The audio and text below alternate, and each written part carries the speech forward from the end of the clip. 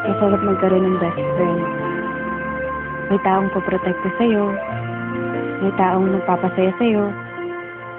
Pero handa mo bang itaya ang pagkakaibigan para sa hinahangad mong pagmamahalan?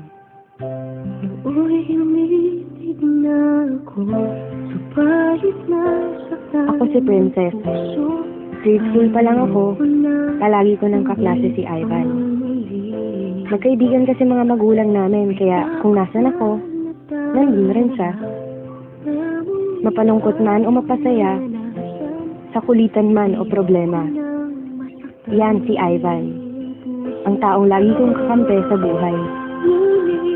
Nang ikaw ay makilala, biglang nagbago ang nadarama.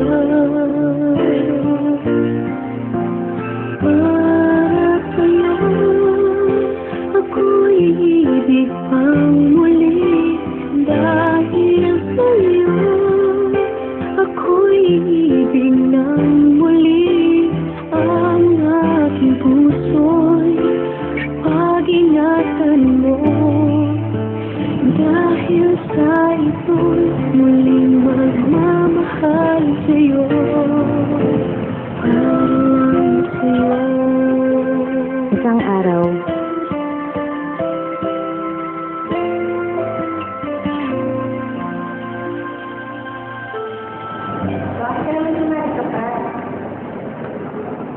Wala lang.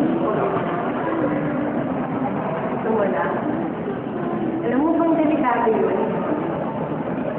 Alam mo naman kung pinapasok mo. Ang dami-dami naman sa atin.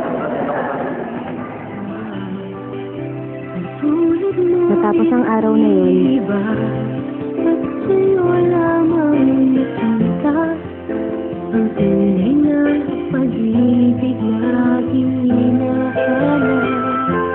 Buti na lang ika'y nakilala. Di na bumot ang nadarama. hindi na siya nagpaparamdam. Hindi na siya nagte-text. Di ko na rin siya nakikita sa school.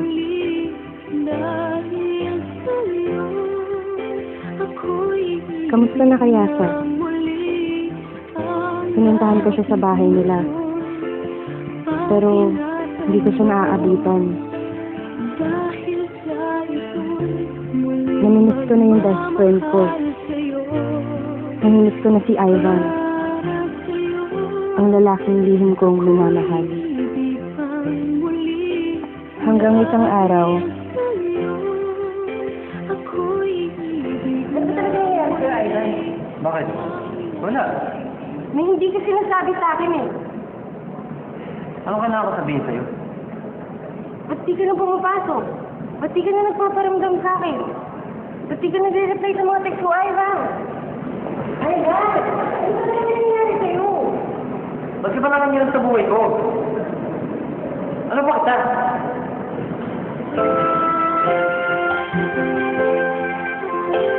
natahimik ako sa sinabi niya. Ano ba niya ako? Isa lang akong hamak na best friend. Hanggang doon na lang yun. Umalis siya at di na nagpakita. Di na rin ako nagte-text. Di na rin ako pumupunta sa kanila. Makalipas ang 2 linggo, may natanggap akong balita. Nasa ospital daw si Ivan. Nalubha ang lagay. Alay sa'yo, ako'y di na muling mag-iisa. Ikaw na nga ang hinihintay ng puso ko.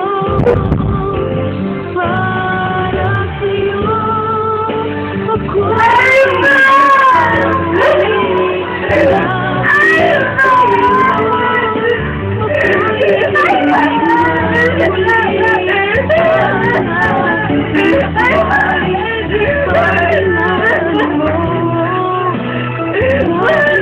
ako'y muling magmamahal sa'yo.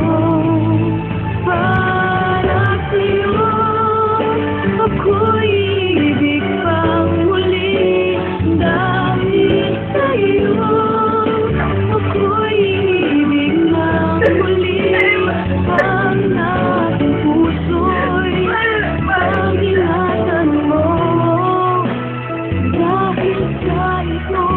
muling Inabot sa akin ang cellphone ni Ivan.